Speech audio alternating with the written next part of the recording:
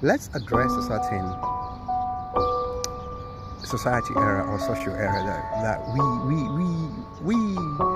kind of like tend to ignore. There's this guy that I watch his shows, and well, not all of them are positively oriented, but some do make sense, some don't make sense, but well, I'm still a fan somehow, some way. And his main theme is about how men should never cry, men should never tear up. Admittedly, there's some truth to that. Yeah, men shouldn't cry. Men shouldn't be sissies. They shouldn't just break off anytime. You don't cry because you...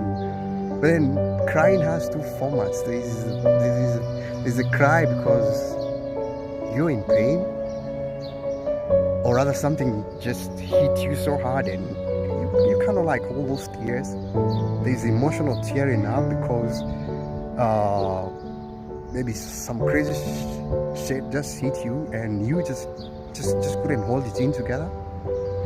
But the thing I think he talks about crying is that men should never cry publicly or be in front of women or in front of their own kids and stuff like that. Now that makes a lot of sense, yes.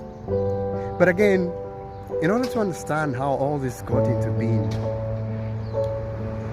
most of the boy child that we've got in this era have been raised by single parents, single mothers who they have seen bringing the bread home. They have seen those women being fathers. They've seen those women being mothers. They've seen those women crying before God. They've seen miracles being answered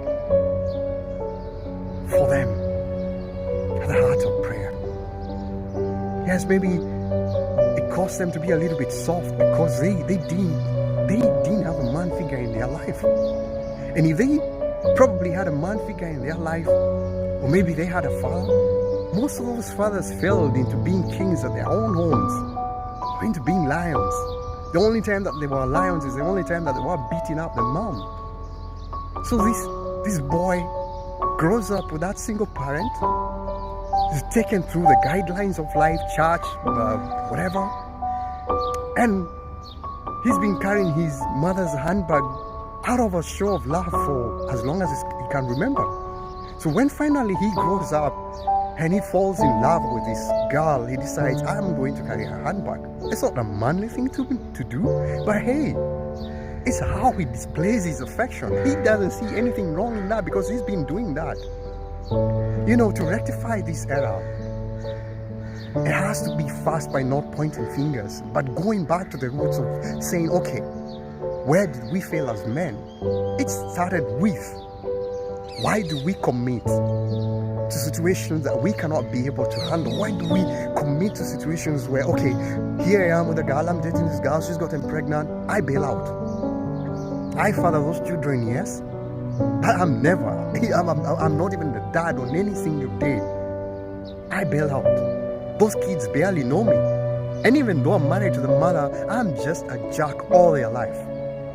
The only time they relate is when I'm coming home drunk, when I've done some silly shit and the mom is doing every craziness on me. That's how they see me. But on the other hand, when they look at the mom, when they look at the grandma, when they look at the sister, they see the whole episodes repeat themselves and they see women as instruments of power, of which they are. So now tell that guy, you shouldn't cry, yet he's seen his mother cry, he's being tended by his mother. Every time that he's failed, the mother always embraced him and told him, come son, everything is going to be okay. Let it all out. Why else? If there had been a father would tell him, no, man up. You don't cry. You stand up, you raise your head up high, and you keep doing it. So before we point a finger and say how men shouldn't cry, let's make it right. It starts with us. The commitments that we've got. Are we raising the kids that we've fathered?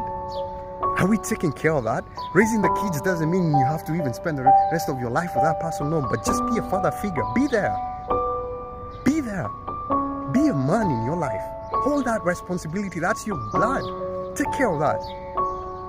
And when you have a son, teach him how to be a man and teach him how to be so hidden deeply in God.